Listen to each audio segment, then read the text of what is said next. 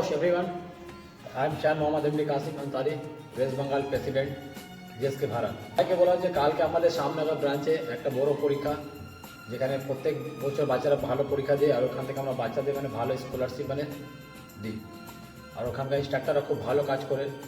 তো তোমাদের জন্য একটা মেসেজ যে তোমরা কালকে ভালো করে পরীক্ষা দাও, কারণ আমি নিজে আসছি পরীক্ষা দিতে।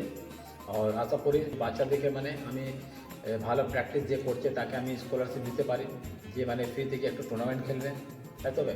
আর মিনিমাম কালকে মানে 80 থেকে 90 খানা বাচ্চা পরীক্ষা দিচ্ছে। ওকে, তো সবাইকে আমি আমার দিক থেকে বেস্ট অফ লাক, তোমরা ভালো পরীক্ষা